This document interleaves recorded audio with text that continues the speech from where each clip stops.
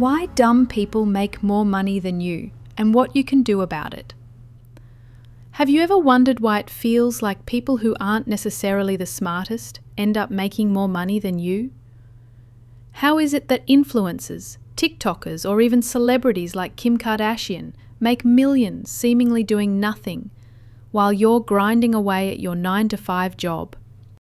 3 reasons why dumb people make more money than smart people, and 3 things you can do today to get ahead financially. The myth: you have to be smart to be rich. I grew up believing that intelligence equals wealth, that the smarter you are, the richer you'd become. But if that were true, every PhD would own a private jet, and Richard Branson, who dropped out at 15, would be working at 7-Eleven. Here's the reality. The average GPA of US millionaires is 2.9 out of 4, far from perfect. Studies show high earners often score lower on intelligence tests than their lower earning peers. So what's really driving wealth? Let's explore.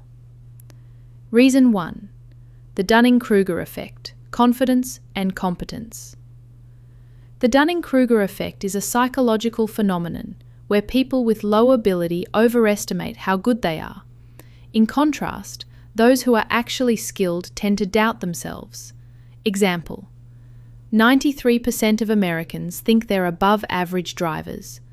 That's statistically impossible, but it illustrates how overconfidence works.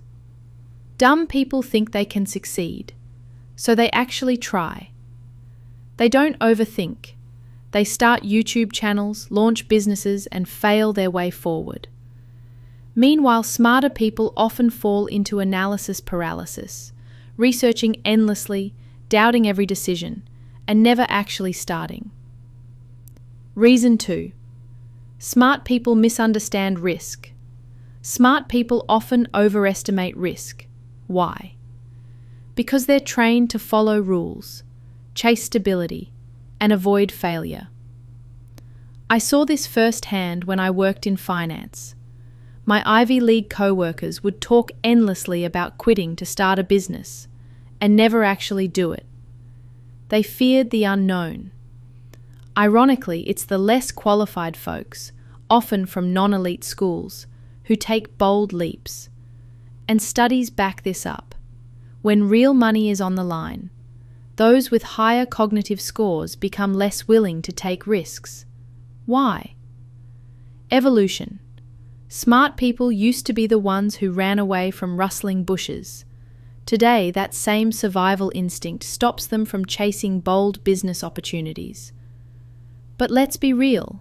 Starting a business today won't get you eaten by a lion. At worst, you lose time or money. Reason 3: fear of looking stupid. Smart kids often grow up addicted to praise. Being the smart one becomes their identity, and they avoid anything that risks that image. Starting a business and failing? Too risky. Getting judged by others? Too scary. So they stick to what's safe. In contrast, people who weren't labelled smart have less to lose. They don't carry the same pressure, and that freedom lets them take more action. Sometimes it's pure hunger to prove others wrong. Either way, they leap while others linger. What you can do about it. So, if you are smart, how do you overcome these patterns? Lesson 1: why action trumps preparation. The planning fallacy. Why we overestimate our readiness. Most of us fall into the trap of believing that if we just spent a little more time researching, designing, or tweaking, our idea would finally be worthy of the world's attention. Psychologists call this the planning fallacy, the tendency to underestimate how long tasks will take and overestimate our own preparedness. The result? Projects stall, enthusiasm wanes, and ideas die on the drawing board. In reality, no amount of prep work can substitute for the lessons you learn when you actually put something out there. Real-world proof. Successes born from imperfection. Consider the story of Dropbox. In its very first public demo, the product barely worked, yet that rough prototype, shared via a simple screencast, generated tens of thousands of sign-ups overnight. Why? Because people responded to a bold, live concept far more than to a hypothetical, polished pitch deck. Throughout history, breakthrough creators have shipped early. J.K. Rowling's first Harry Potter manuscript was famously rough around the edges. Steve Jobs unveiled the Macintosh prototype long before every feature was refined, and countless indie game developers release bare-bones versions to their communities, then leverage real feedback to guide their roadmaps. The learning multiplier of imperfect launches. When you dive in headfirst, you put real data in your hands, user reactions, performance metrics, and most importantly, your own emotional response. That messy draft becomes a launchpad for iteration. Every bug reported, every comment left, every moment of friction your audience experiences is pure gold. You learn what works, what doesn't, and, crucially, what they actually care about. Compare that to the sterile environment of spreadsheets and slide decks, where assumptions rule and real insight is scarce. Your first minimum viable step. Let's put this into action right now. Pick one core feature of your idea, the one thing you believe will deliver the most value. Define success in a single metric: sign-ups, downloads, views, whatever matters most. Set a 48-hour deadline to build the simplest version you can, even if it's just a landing page or a 1-minute video. Share it publicly, on social media, with friends, or in a relevant forum. Collect feedback. Note every reaction or question you receive. By the end of day 2, you'll have shipped a tangible piece of work, and you'll have real feedback to guide your next move. Lesson 2. Accept imperfection. Ship the mess. Why good enough wins every time. Perfectionism is a silent killer of progress. When you wait for every pixel to align or every sentence to sparkle, your ideas never see the light of day. Instead, adopt a ship the mess mindset. Push your work out the door as soon as it delivers core value, even if it's raw around the edges. If it ships, it exists. If it exists, you can improve it. By sharing imperfect work, you give yourself permission to learn. Your audience doesn't need a flawless product. They need something tangible they can react to.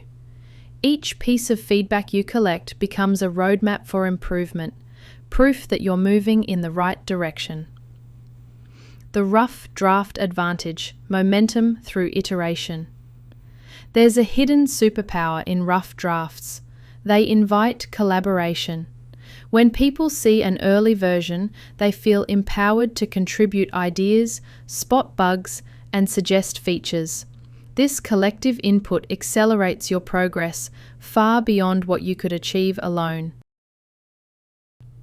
By embracing imperfection, you transform your project into a living, breathing experiment, one that adapts and evolves with every iteration. Tools and tactics for turning rough ideas into shippable work. You don't need fancy software or a giant team to get started. Here are 3 simple frameworks to help you ship imperfect work quickly. The one-page prototype. Sketch your core idea on a single sheet, digital or paper. Circle the one feature you want to test. That's your MVP. The 60-second video demo. Record a quick screen capture or phone video explaining your concept in 1 minute. Share it on social media or with friends to gauge interest. The Wizard of Oz test. Manually deliver the service behind the scenes to simulate functionality. Your users think it's automated, you learn what really matters. Each of these tactics prioritizes speed over polish. Lesson 3. The power of microsteps. Building unstoppable momentum. Big goals can feel overwhelming. The antidote? Break them into tiny, repeatable actions that you can do every single day. 2 minutes start. Pick a task so small it takes under 2 minutes to begin. writing a headline, sketching a wireframe, sending one outreach email. Habit stacking. Attach your new action to an existing routine. Example, after your morning coffee, spend 5 minutes outlining content. Compound effect. A 1% improvement each day becomes a 37 times gain over a year. Those tiny wins add up faster than you think. By making progress virtually unavoidable, no big time commitment required, you build both skill and confidence while dramatically reducing procrastination. Embracing the edge. Why a little discomfort accelerates growth. Comfort zones feel safe, but growth happens just beyond their borders. Introducing low-stakes discomfort into your routine. Set aside 15 minutes every Friday to review your progress spreadsheet. Note what stuck, what slipped, and adjust your habit cues and routines for the coming week. These systems automate consistency, so you can focus